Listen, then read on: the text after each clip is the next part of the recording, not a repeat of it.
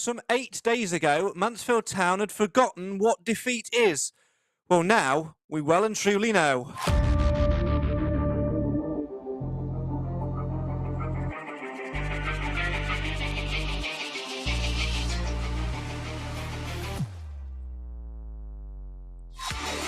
Three back-to-back cup defeats leave a little bit of a bitter taste in the mouth as Nigel Clough celebrates a milestone in charge of the Stags. But as the league fixtures come round again this Saturday afternoon, can the Stags get back to winning ways, or will the cup hangover linger a little bit too much? The November rain is very much pouring. Can the Stags battle through it and get past more injuries, more returns and more disappointment? As always, come and have your say on your team in the comments in the live feed. This is the show for the fans, by the fans. Why? Because win, lose or draw, wind, rain or shine, Mansfield always matters.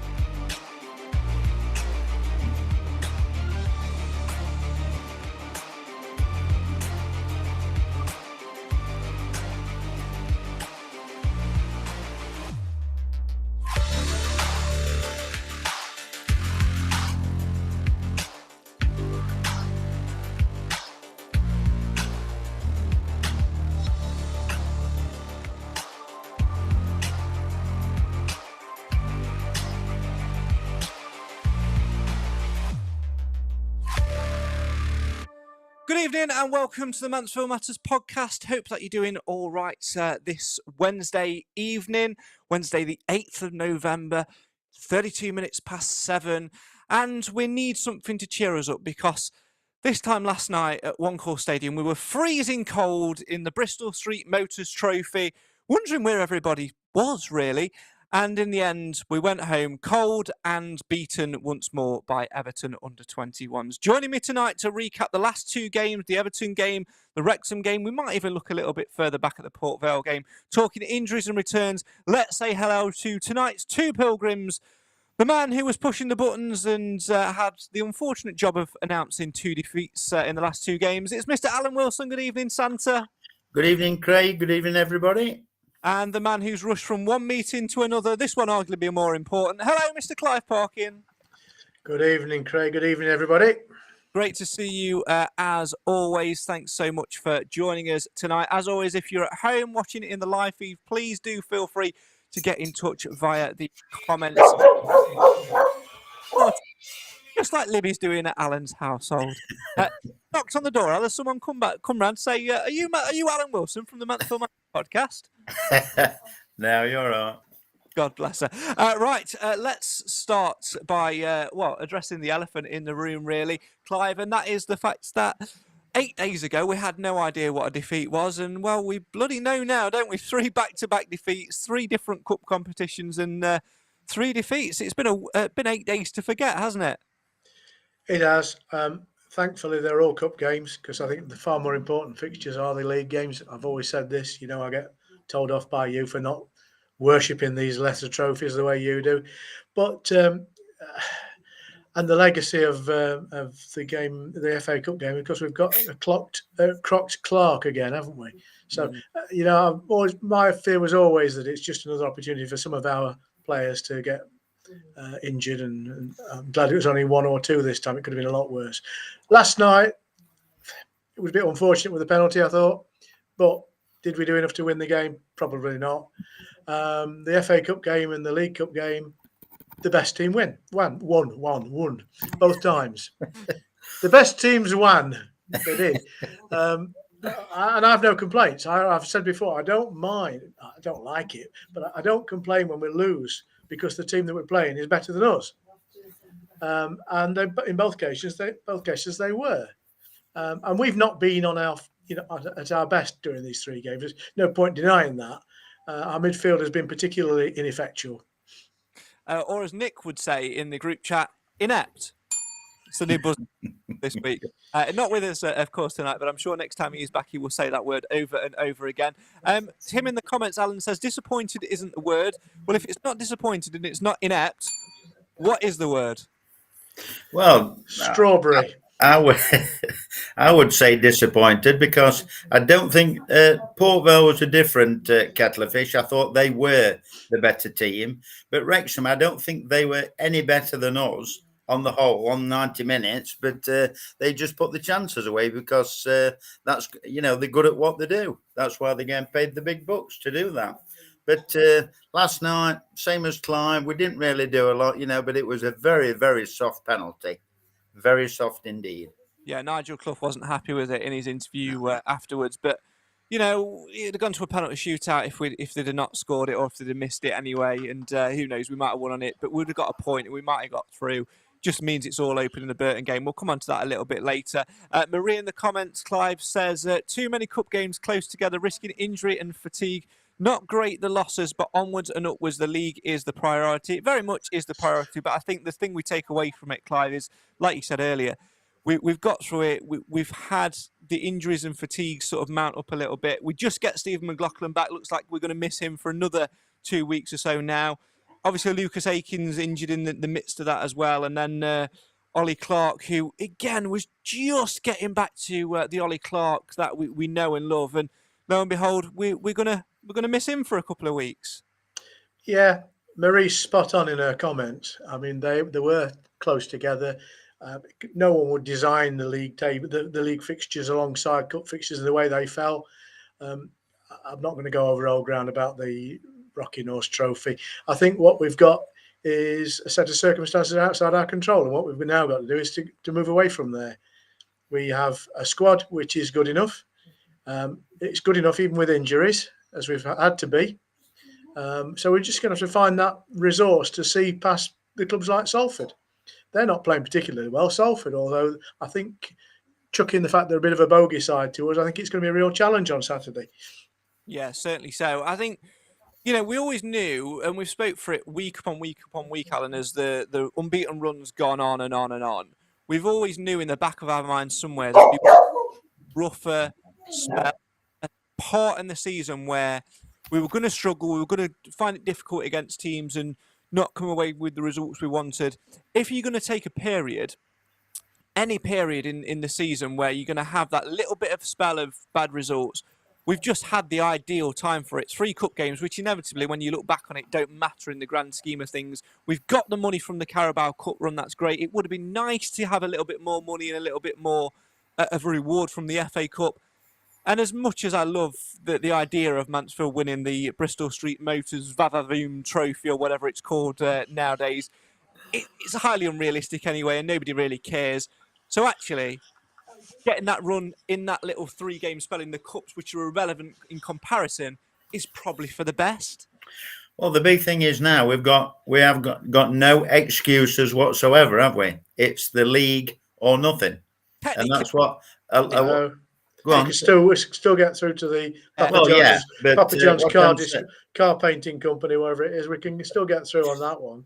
Yeah, but I don't want us to, by the way. Withstanding that, I mean, whether we beat Burton or whether we don't, we can actually concentrate on the league. But I just wish he played all kids last night. But if you go back a couple of weeks on the comments, somebody did say that the pitchers might start to play a part in this, and they might have. I mean, it was just unfortunate, like Paul Beestor said. I don't think it possibly would have been on Saturday if it weren't for the cameras, and that's a strong possibility with how bad it was. Yeah, but with them not being flat and all nice, easy passing football, we might have to start to get a plan B and a plan C. Same for both teams, though, Alan. Well, yeah, I appreciate that, but we're the fluid footballing side, aren't we? We always have been. Yeah, but you made the point about Plan B, etc. What Port Vale and what Wrexham did successfully was they had a plan to deal with Mansfield Town, and they implemented it well. I've got no problem with that because Port Vale would definitely they did their own work on us again, like they did at Wembley. We said that straight away. Yeah, it's an interesting one with the pitch thing. We were sort of talking to someone last night a little bit, weren't we? Sort of saying if it hadn't been on TV or whatever, it might not have actually gone ahead. I know people have said it was like a swimming pool in the post-match comments and everything, but like Clive said, it was the same for both teams. And me personally, I don't think that we did enough in that Wrexham game. Taking last night aside, because it was a completely different 11, changes were made. It was all about fitness and the other side of the game.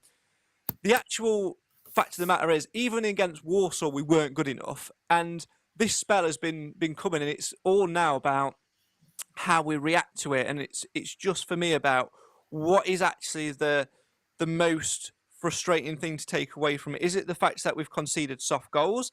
Is it the fact that it's 3 defeats on the spin? Is it the fact that teams are figuring us out? What is the worst thing that we can take away from this? Because I think it's for me, Clive, I think it's teams figuring us out, and like we've sort of said, not having a plan to counteract it. It almost feels like we haven't got a plan B again, and I don't want us to go down that wormhole. No, I mean, I've trust Clough to have the right breadth of view of the game, and he's, I think, certainly in the recent times, his substitutions have been well done. I thought in the early seasons, his substitutions mystified, but I think of late he's used his squad well. You can't do anything about injuries. I just think, well, on top of that, we've had some players whose form just dipped over this last week or so. You know, I'll pick my friend George Maris as one example. I love him to death, but his game hasn't been good in the last couple of games. Now, I'm not picking on him on his own, because I think the midfield itself has been underperforming. I'm fairly critical of Aaron Lewis, because I think he's been completely anonymous in these games, and I want more from him, and I'm sure the club do. But if there's a strong positive about what's happened, even in the defeats, is our back line has been good and strong, and that is the basis for building a successful league team. Good keeper, good back line, and players who aren't necessarily strikers who can find the net. Marie in the comments jokes and says, "Bring back Anthony Hartigan. Can we swap him for that other fella that played last night?" And I think he played the left-footed fellow. Yeah, I think he played on Saturday against Wrexham as well, but he wore a Lewis Reed mask. But anyway, we won't go into that. MTFC in the comments has put a question for all three.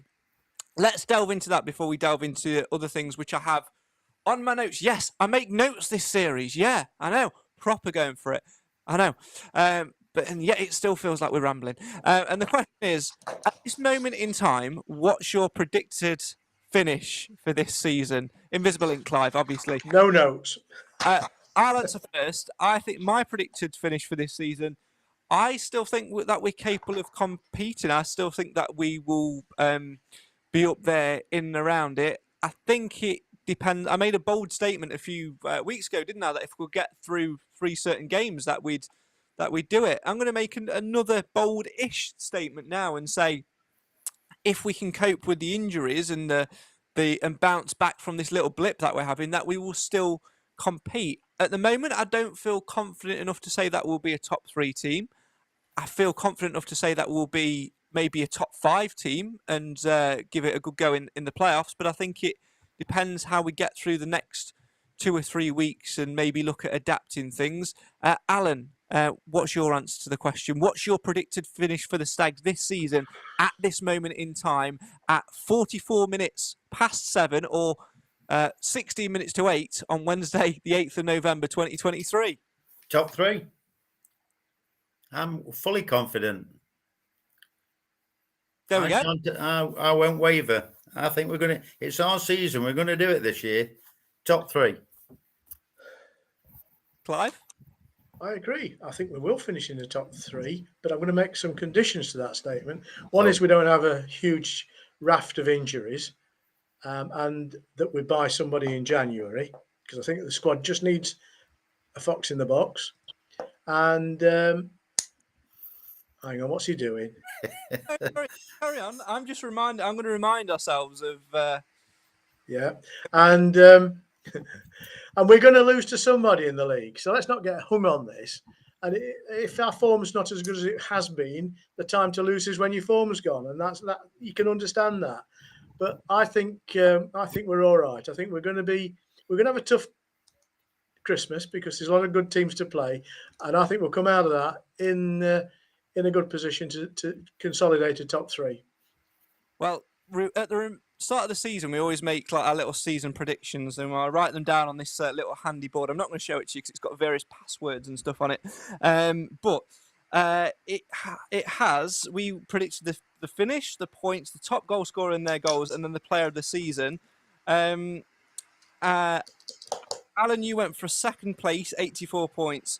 Reese Oates with 18 goals. Clive, you went for third, 81 points. Will Swan with 16.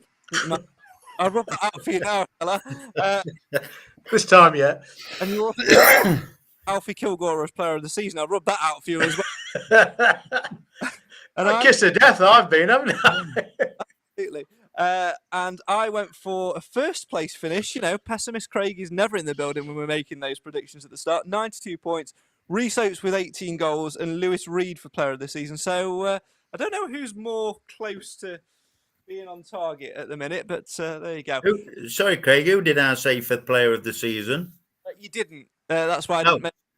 You forgot to enter, and it's seeing as we're like in November, I'm not going to allow you to get involved in that game now. Okay. Whatever, but it's just No worries. Unfair advantage. So there you go. Yes. So there we go. As I was saying with my sort of answer to that question, it's all about how we react to where we are at the minute.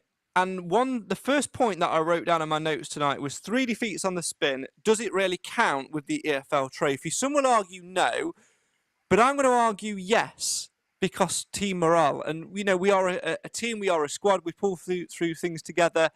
And the more games, it's like the more games you win and go unbeaten, the more your confidence grows.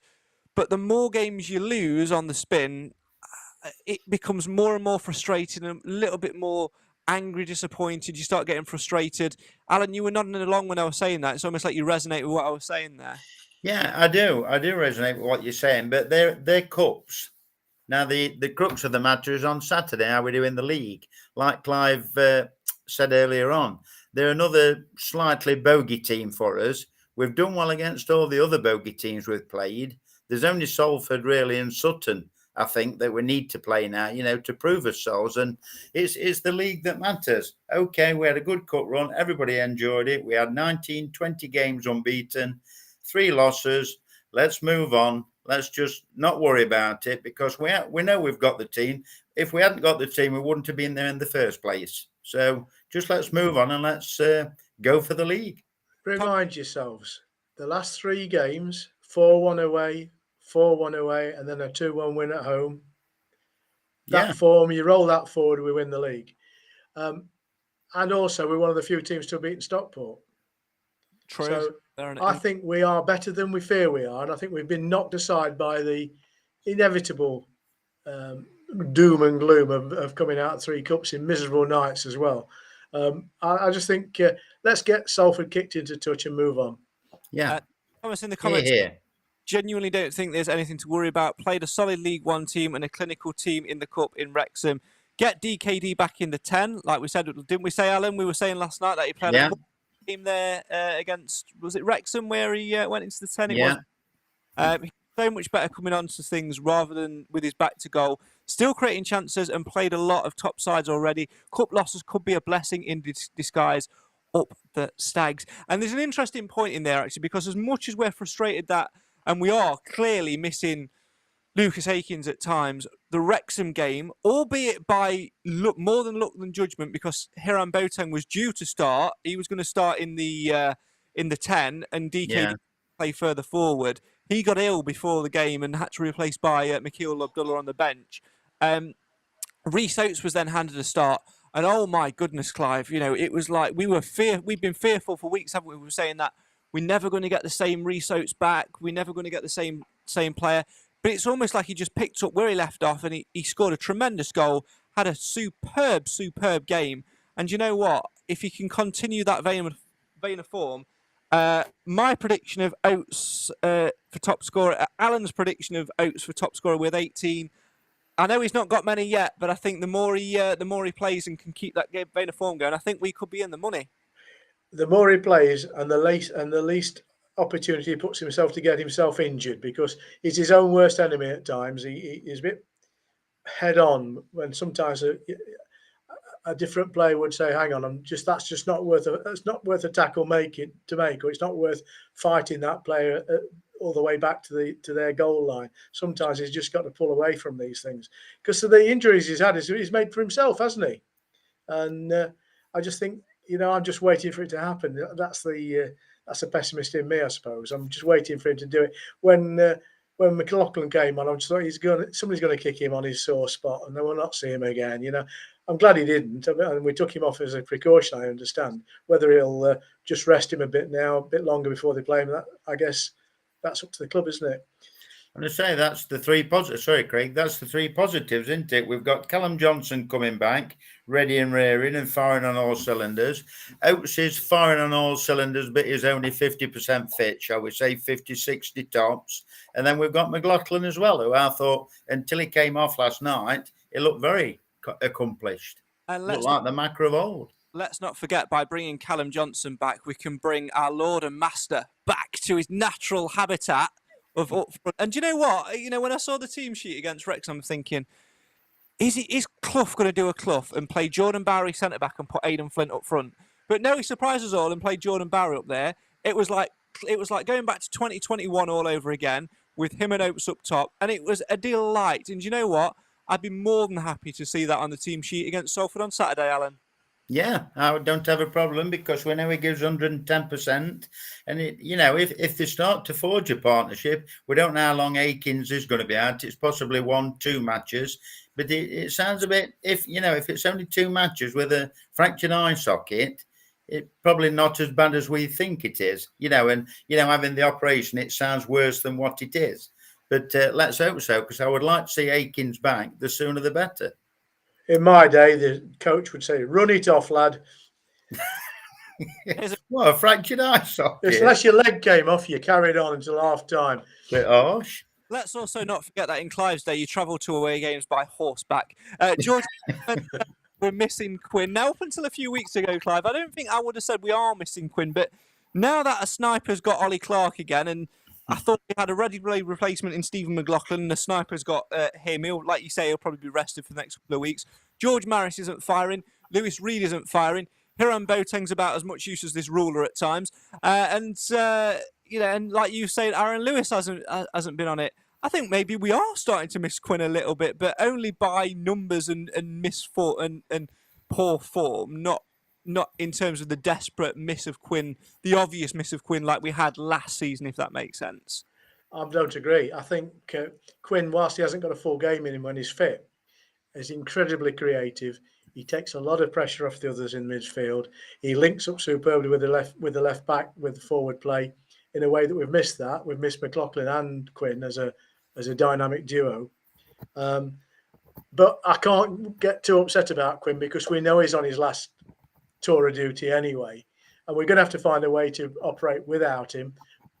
And therefore we need to build an alternative to that. And I think when he does regain his fitness, I wouldn't necessarily see him as an automatic first starting 11 player. I'd see him as a strategic player on the bench, from the bench. But I do think we miss him because there's nobody quite like him. Well, speaking of options and almost looking at last night as well, one thing last night did do to us, Alan, was actually give us a taste of options.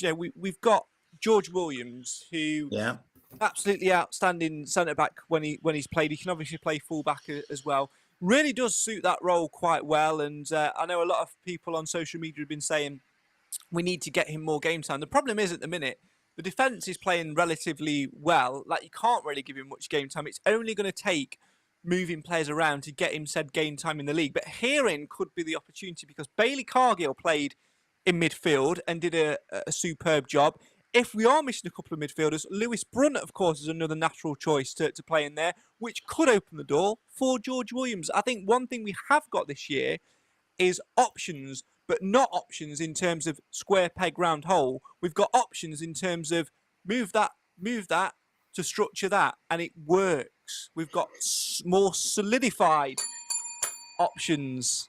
Especially with Bailey Cargill, being left-footed. And lads, for the first time in a long time, Mr. Clough mentioned JJ in his conversation about coming back from injury. and he's suggesting he's going to be available in 2 weeks' time. He likes to play in midfield, has not been given the chance so far at Mansfield because we've had to play him as defender when he's played. So there are options. I mean, the strange thing about the game against the Everton Babies was that we got a midfield consisting of only left-footed people. In fact, the whole team was dominated by left-footers. People say it's hard to find left-footed players. Well, just look at our side last night. You got to be fair. What a plethora of left-footed people. Absolutely. Can't beat a good plethora. Also, just to throw other options in the mix as well, who else I thought had a superb game last night? George Cooper was arguably a good choice for man of the match. And also, in terms of forward options, Mikhail Abdullah. Yeah, one or two people on social media said, why the hell did you take Mikhail off when he was playing better than the other two strikers? I'm not sure he was playing better, but he gave a good account of himself. And I thought he merited a full game. But, we see it through our eyes, don't we? And Clough will see it through his own. Sorry, Alan, I interrupted you there. No, I was just going to say Cooper. Craig knows my feelings of George Cooper. I think his quality, and I think one day he will make a fantastic captain for Mansfield Town. And I thoroughly, especially them 2 or 3 blocks he made. He's just got everything, in my opinion. He can pass the ball, can head a ball. He blocks when he needs to. It's probably just the other side, putting one in other end of the goal. That's probably what he, because I don't know, in the youth team and that, I don't know how many goals he's scored, but his all-round play, I think, is magnificent. Narrowly missed out George Cooper last night on Man of the Match awards to Scott Flinders. I mean, if no one's made that decision yet, I'm going to make the decision of Scott Flinders for Man of the Match. For no reason other than the fact that he had a really good game. Yeah, righto, Craig. Comments coming in. Have your say on your team. MTFC says, agree with the blessed in disguise comment. Unbeaten in the league with the primary focus and whole squad to be used on that. The less games surrounding our primary target of promotion, the better. Also, would love to see O'Toole come back and boss the midfield. Mark says, hate to say it, but I will. Gale offered nothing at all on the past 2 games since the last podcast. Abdullah every day over Gale. I have to say, I know we had the bit of a heated argument or heated comments last week about the Gale thing. I can't disagree. I thought he had a poor game against Everton under-21s. I said before the game to you, Alan, didn't I, that we were in a formation which I felt would suit him playing on the left side of a 3. I agree. He offered very, very little. I was really impressed with Abdullah, and I think it's probably the time now that if we're going to chuck Bowery back up there as a bit of support, we've obviously got the option of Flint if we need to in break passing in case of emergency. Akins hopefully shouldn't be too far away. We've got Rhys Oates back. National League, we need to get Gale into the National League and get him some football, because at the minute, the development that he's getting in terms of bit part, we've also got Will Swan in the mix as well. That development of half an hour here, half an hour there is going to set him back and he's going to end up like Jason Law and not fulfill his potential. We've got to develop him now, and maybe it is time to hold our hands up and say he's a great player if used in the right way, but we can't afford to necessarily use him in the way that he'd like to be used, if that makes sense. Yeah, possibly agree with that, but it might be a case. I know he played last night, like most of them had to. But it might be a case of just keep him on the bench and give him 10 minutes, if and when needed. Because when he's come on in the past, he's looked really good. Okay, it's like Clough said, there's 1 or 2 looking a bit downtrodden and a bit poor form. But you never know. It could come good. I mean, it could come on Saturday and score a winner. You never know. Going back to one of your earlier points, Craig, about the motivational and morale effect of having these losses, 3 losses in the week, albeit in a miscellaneous group of trophies. The other side of that coin is that actually it could motivate the players to say, right, we've got to get going again now. This is down to us. We're going to play a team that's in the same league as us. We're better than them on paper. We're going to go ahead and show that. Whereas in the cup, it doesn't quite matter as much to them. And I think sometimes you can see that in the players. I think the only disappointment with me, I wholeheartedly agree with every word you've just said there.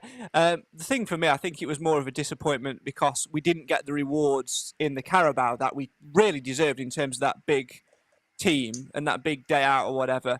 and the FA Cup was the only real one where we were going to get it. But again, these things happen, and if you offered me on a plate which one would I rather take, of course I'm going to take the league.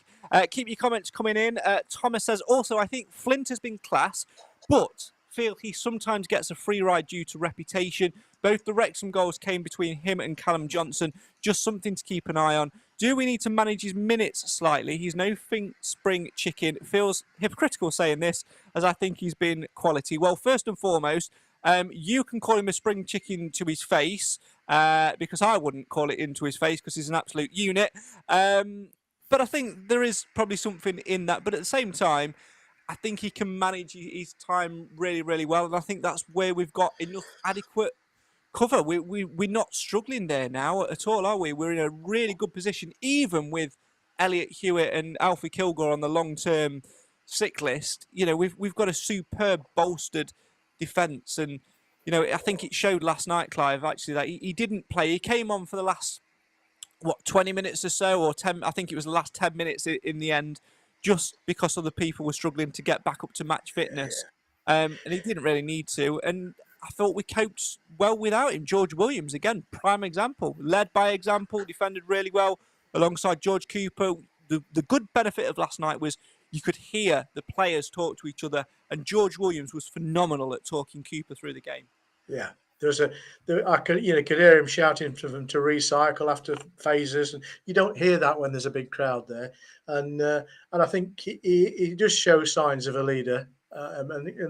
Somebody once said, and quite rightly, there should be 11 leaders on the field. Invariably, there aren't, but he's one of them. I think. I think going back to Flint, the man's incredibly fit, and he's hard. And I think he could just play every game if he wanted to, if the club wanted him to. We don't need to, because, as you say, we have adequate cover.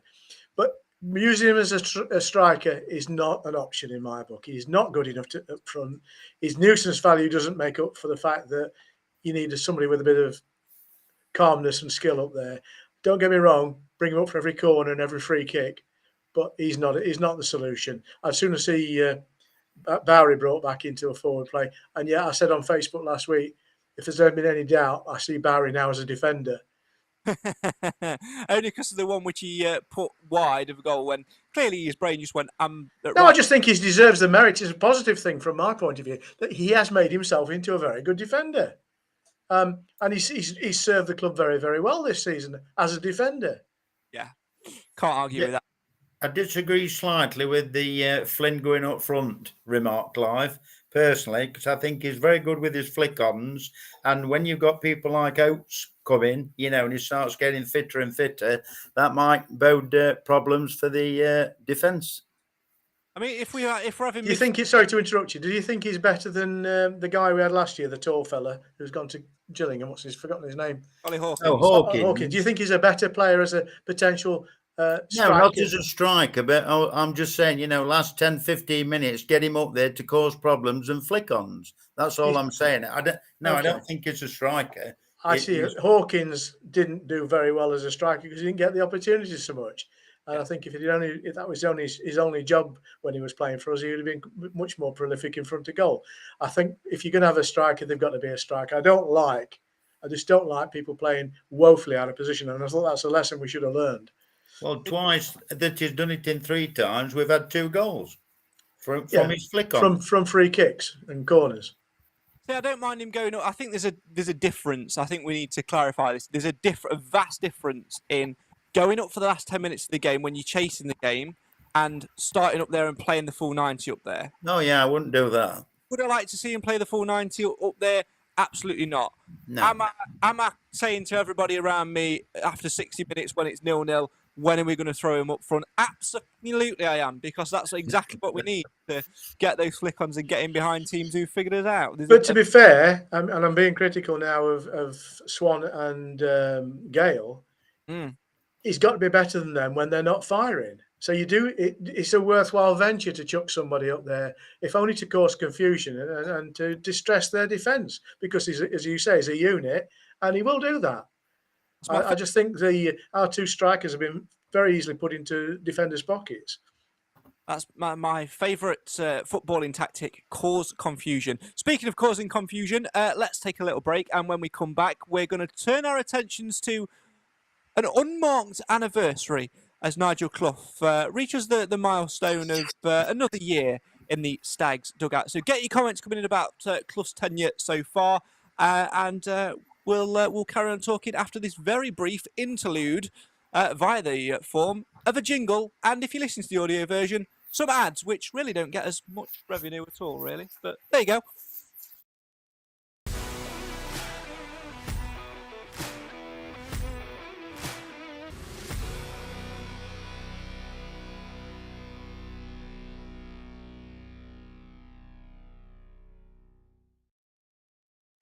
But it does buy some tea bags every now and again. Welcome back to the show for the fans, by the fans. This is the Mansfield Matters Podcast, part of the talkSPORT Fan Network. Right, this week we've marked an anniversary, Alan. No, not the anniversary of our friendship, because that goes back years and years. But the anniversary of Nigel Clough taking charge of the Stags. I think it'll be Saturday in terms of the actual game when he took charge, but he was appointed 3 years ago on Monday, something like that. Yeah. To be fair, his 3-year plan is well on course. Yeah, basically, he's done everything he said on the tin. When I look back that interview that Steve-O did with him, when he first came, I watched it again other day, and everything that he was saying, about getting the wages down and everything he's wanted to do, is come up with the goods. Okay, we've come up slightly short twice, but he did say right from the start it was a 3-year plan. We've got a better squad now, a bigger squad, and I think he might be delving in January. I think the Radfords will help him out with that. I think one thing is quite interesting to sort of go back and listen to that, but it's definitely fair to say now, Clive, that we have been constantly competitive since the season after COVID, his first full season in charge. Playoff finalists, just outside the playoffs, and on course to do the same again this time around. But we are in far better shape as a club, as a playing squad, as a fan base, as everything than we were when he first walked through the door. I agree. And we've had very few rotten games. I mean, I can think of them. I can think of the opening game of the season against Saturday's opponent, Salford. We didn't play. Sutton away, we didn't play. The horriblest game of the lot was the defeat at Northampton early in his tenure. But I think by and large, we've been a much more competitive outfit, even when we've not played as well. And then chucking all the problems of injuries in there. I have no real problem with the progress that's been made over the 3 years, if that's the plan. The problem will become if we dip out again close to this year. What happens here? Do we start again? Do we say, well, it was close, and therefore we continue along the route we're going, and if Clough's willing to do it, we'll give him another contract? I'm not sure. I'm not wise enough to know what to do in that situation. It's an interesting one, but obviously, he was out of contract in the summer, Alan, and he was only given another year's deal. So it's not like we've gone, right, here's another 2-3 years, and what happens. We've sort of erred on the side of caution, but at the same time given him the tools to do what he needs to do. Yeah, and I also think, reading between the lines, the conversations we had with Mr. Radford or, the David Sharp, whoever it was that he was speaking to about his contract, maybe Nigel put that in himself. Give me another year. I said 3 years. Give me another year and we'll see what happens at the end of this year. That might be something that was, 50-50 each side. It may well be that the 1 year was mutually acceptable. Yeah. Gave both parties a degree of flexibility. Yeah. It may well be that at the end of this season, exactly the same conversation will take place. Yeah, that's whatever the outcome this season. I think it's just making sure that he's got the tools to do the job. I think, like MTF said in the comments, I trust in Clough and I trust the Radfords will give him everything he needs come January to ensure we go up. Because I think they did so in the summer. It's sometimes you don't build a house overnight, do you? It's all about putting the building blocks and the foundations in place. And I think, depending on how we go up until Christmas, that will determine, I think Nigel will see that and it'll determine what we need, if we need anything. It's like Mark says in the comments, Clive, as well. Cloughy does a fantastic job. I'm going to change it for you, though, Mark. Nigel does a fantastic job. Stability in the squad, good additions, crowds increased. The only problem is how we replace him when he goes. We've had some bad managers before him, like Dempster and the bloke from Bristol Rovers. I'll caveat that by saying Dempster, I would take out of that as an anomaly, because whilst he was a bad manager, he was put into a job arguably that he didn't even want. Definitely agree on Coughlin, though. He also adds, Clive, don't underestimate Garner and his influence also. And I'm going to add into that as well the wider team around Mr. Clough. In the lesser spotted Gary Crosby, his 50,000 analysts and all of that, because, you know, the amount of research and stuff which goes into it. You've only got to look at some examples this year. Look at how much improved Christy Pym is under the tutelage and coaching of Adam Collin. We're just going from strength to strength to strength in all the departments. And that's not just from Nigel Clough picking 11 players. It's from strategic planning to get us from mediocrity and a team which were well on course to go back to the conference when he first took over, to a team now that is constantly competing for a place in League One. And he gets a lot of accolades from other managers as well, don't he? You know, through respect of what he's done in the game. Yeah, let's not forget, he's been at it a long time. He's a very mature manager, and that brings a certain gravitas with it. And I think people look to managers like him and Wenger and Ferguson, people who've put a lot of service in, has been worthy of listening to. And I think Nigel Clough would command a respectful audience wherever he spoke. But it's a results industry, and we have to do it. And sooner or later, if he doesn't do it with this club, the club will have to try and find another way forward. And that sounds pessimistic. I'm not intending to be. I think we are on course, and I think it will be a very, very bitter disappointment if we don't succeed this year. But then it's still not the end of the world, is it? You know, we've got a viable football club with good owners, a good squad to carry forward into next season, and a bit of tweaking. We'll be back where we should be again. So I think a lot of credit's down to Clough, but as who was it said, don't underestimate Mark. And I think absolutely right. Garner's the man on the touchline. An awful lot of communication comes through Garner, and I think he's obviously a confidant of Clough, and therefore I don't think Clough is an island. I think he relies on the people around him to help him make the best of what we've got. And even Crosby, who I've never seen. Oh, I saw him at Long Eaton or something once, didn't I? Where was it we saw him?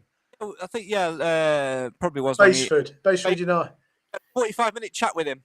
We did about referees. Anyway, he hates referees. We have a club that's structured in a way that is bigger than the club itself. I think I've been critical, and I still am to a point, that we've got too many people who are not playing staff, and that's okay if we succeed. And that's the critical thing now, isn't it? You build this infrastructure. We've got a training ground we didn't have before. We've got dragoons of specialists in the team. We've got squadrons of analysts. You know, we've got an army of people who are supporting Nigel Clough in his endeavours. We need a payback. We do. Mark says, I genuinely think he'll finish his career back at Burton. Well, let's hope it's not in 2 weeks' time when we play him in the Motors Cup or whatever it is. Moggy says in the comments, if we don't go up this year, I would give him another year, as he will have the summer to strengthen even more. We cannot start again, as it will be a recipe for disaster. I'm in agreement to a point. We have pushed and pushed and pushed. I think it would depend on how we fail this season, if we were to, how that would occur before we made that decision. But you know, at the same time, Alan, there is a lot to be said for structure and longevity. He's built the team behind him up over years and years and years. He's obviously got his trusted players, which he's taken with him here, there, and everywhere, and added others along the way. Same with his staff members as well. But also, you know, you look at clubs which have chopped and changed over the years. Salford are a prime example of it. Desperate to try and get up into League One. They have a different manager every other season. I think the guy that's there at the minute is one of the longest serving they've had in a long time. And obviously it's not going well for him at the minute either as well. And I'm sure somebody will be able to answer Mark's question about his win percentage, but he's well on course, Alan, to probably be one of our best managers statistically as well. And you can't argue that we've had too many patches where it's not been great. I think probably the first 3-4 months of last season, after the playoff hangover, wasn't great, but you're gonna have that, and you can't say that he hasn't turned it around and put us in a really good position to enjoy something and to get something fruitful this season. That's it. Given the chance, like I said earlier on, he said it was a 3-year plan. Given I know he's had 3 years, but you know what I mean. He's had 3 seasons now, or he will have had. And also, it's no coincidence that when players such as Reid become available, and they've played with Nigel under Nigel before, it makes a big difference because he can have that last say where they think, "Oh, shall I go to Mansfield?" or just say, "Shall I go to Oldham?" or wherever. He might have that final say because Nigel Clough, is Nigel Clough. And it's a good sounding board, for players to come back who've played with him before because they know what they're going to get. And a nice man to boot as well, as long as you're not a Yeah. kid. Buffy, if you're a kid, you call him Nigel.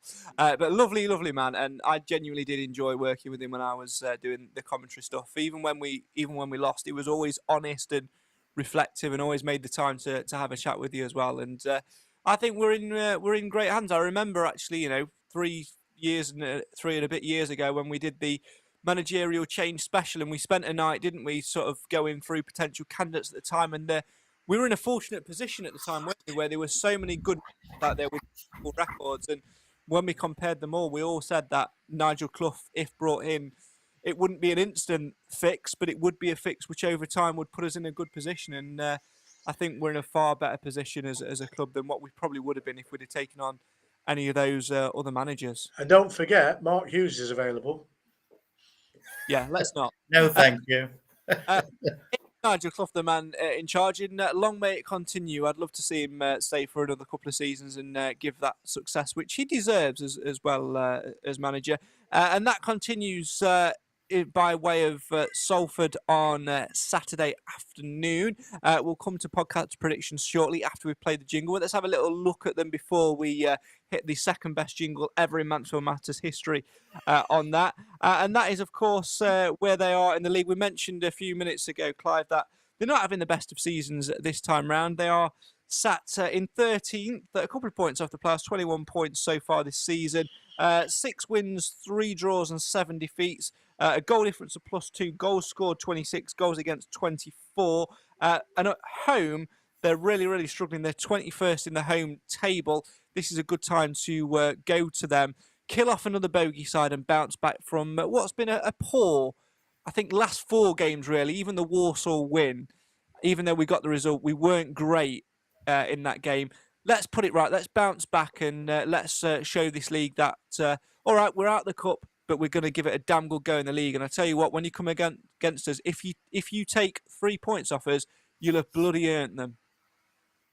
Yeah, I think that's true. That's got to be true of a starting statement going through this season. Now, if someone beats us, they've deserved it, generally speaking, because we've not done what we did at Wembley. We've not done what we did at Sutton. We've not done what we did against Harrogate, where we've just allowed players to take us to pieces. And because we're stronger at the back, and that's the start. As I said, that's my confidence factor going forward. It doesn't score us lots of goals in itself, but it doesn't mean we don't have to score lots of goals. Hence, you can win dirty. You can win a grubby game and get through. And you're right about the Walsall thing. We got through it.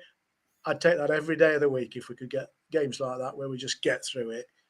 And my forecast for Salford will reflect that. Before we go into that, Alan, a few people were talking about like the injuries and certain stuff. Someone earlier mentioned that potentially Nigel Clough hinted that DKD could be missing for Saturday's trip. He did mention someone else as well, but I can't quite remember who it was. Was it Reid? It may well have been. Reid, actually. So, based on that, I've put together an 11. I want to see your guys' thoughts on this. Where this is a scenario where Lewis Reid's not available, DKD's not quite available. I need to take that into account as well. DKD's not available, and Obviously, Ollie Clark's missing. Lucas Akins is missing. Stephen McLaughlin's missing. This is my 11 based on that. So Pim in goal, a back four right to left of Johnson, Williams, Flint and CMAC. A midfield of Aaron Lewis, Lewis Brunt and Bailey Cargill. George Maris just behind Jordan Barry and Rhys Oates. Thoughts, Alan? I would agree to a certain extent, but I'm not sure if he'll play. I hope he does, but I'm not sure he'll play Barry and Oates together. I have a feeling it might be Oates and Swan or something of that ilk. I hope he does play Barry because I think give him another chance. But I've just got a funny feeling that he won't. I have got no problem with everything else you've said, but I've just got a funny feeling that he won't play Barry up top. Whether he puts him back in defence, it might be Oates and Swan. The other option there, of course, Clive, is to miss out George Maris in that 11 and play Swan, Barry and Oates as a forward three with Barry potentially down the right or down the middle to win those flick-ons. For me personally, I think we need to leave Barry up there until Lucas Akins is back because we need a physical... I would agree. Well, is the nearest thing we've got to a Lucas Akins, isn't he? Yeah, and on the caveat of that as well is you were saying about Aaron Lewis not being in the best of form. Well, play Callum Johnson with him and that'll boost him by 50%. I think there is an alternative, and of course, and that's not to worry too much about your midfield because if you've got Beep up front along with somebody to support him, you can toss balls up to him, can't you? You got a Bowery and a Roadrunner up there. We've got opportunities we've really not been making for ourselves whilst he's not been available. And let's be fair, the two younger strikers we've got are not on form at the moment. They're not.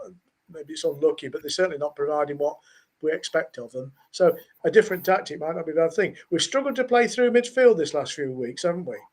And maybe that's because they've not been up for it. It may be because the teams who have been confronting us have done their homework properly and have set up to stop us playing through midfield. I don't think Salford will be as clinical. Well, they won't be able to put three men on Reed if he don't play, will they? Well, this is the thing as well for me. I'm thinking even if he is fit and available, I don't know whether I would necessarily play him because I'm thinking about going to Salford. It's a tight pitch there. Doesn't really suit playing too much. I'd look to maybe go a little bit direct and get a little bit physical with them and really try and do some damage early doors. Come out, rough them up a little bit. Yeah, and then we can play. Well, the only thing you've got to remember about them is their big striker. It's Smith, is it? Yeah. Yeah, he's the one we've got to contain, and you've got to trust. Who would pick him up? Flint. It would have to be Quinn, wouldn't it? You'd expect Quinn to be able to deal with him, wouldn't you? Quinn? I'd love Quinn to deal with him, but do you mean Flint? I meant Flint. You've got to remember, I'm an old person, Alan. You know, much older than you. And on that delightful note, let's have a. I can name you the team from 1973, if that helps. Yeah, somebody put in the comments about, according to Martin Shaw, Nigel said DKD and Reed hadn't trained, but didn't say they were injured, just rested. So it might be benches then. Yeah, well, no, so there's plenty of options. And don't forget, it could be game playing a bit. He doesn't want to show his hand too soon, does he? That's the other thing. Absolutely. Right. Well, let's see how bold Clive's prediction is then, shall we? So will they win, lose or draw? And what will be the score? It's the guessing game that brings you zero fame, but to be the best, you must outguess the rest. So will they win, lose or draw? And what will be the score? In the League or Cup, you just make it up, because they're just works of fiction. It's podcast predictions. Will they win, lose or draw?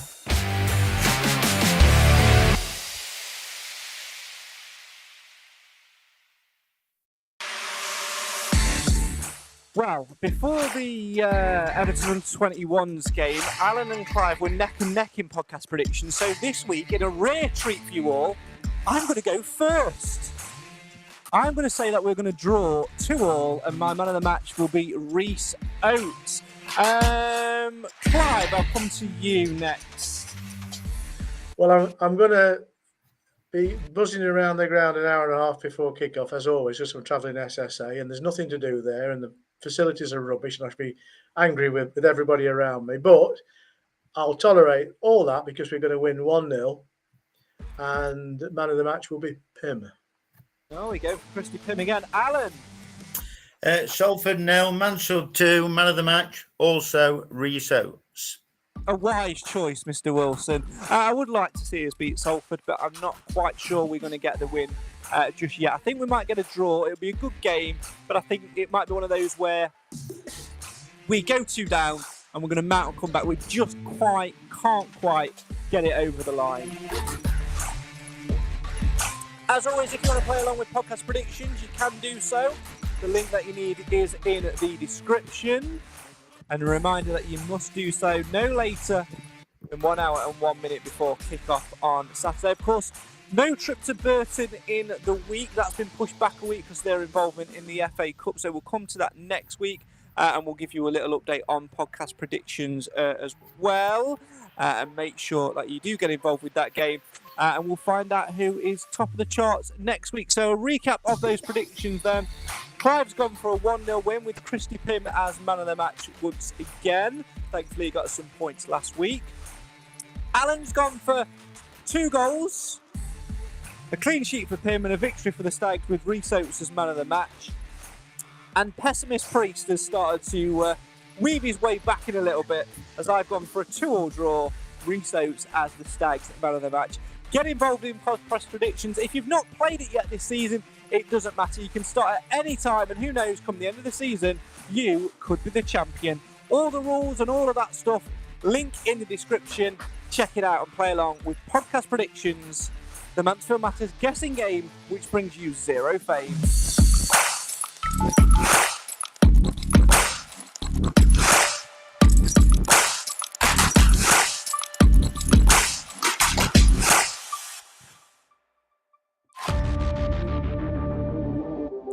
Right, that's it. That's all we've got time for on tonight's Mansfield Matters podcast.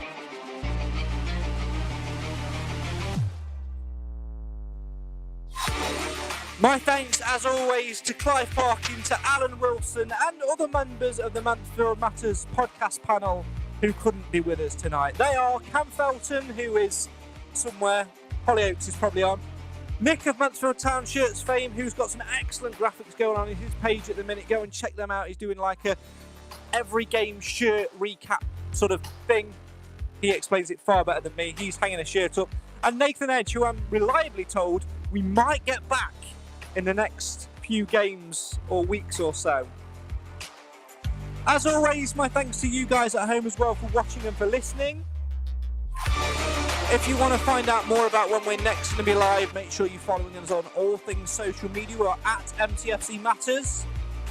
And of course, get involved in podcast predictions. The link that you need is in the description. After 3 successive defeats in the November rain, can the Stags bounce back as they focus on the bread and butter? A trip to Salford City. A bogey side, you could say, of the last couple of seasons. Well, we've already put a couple of them to bed. One more won't hurt, will it? Join us next week as we talk all things Salford and look ahead to the trip to Burton on the show for the fans, by the fans. This is the Mansfield Matters podcast. Good night.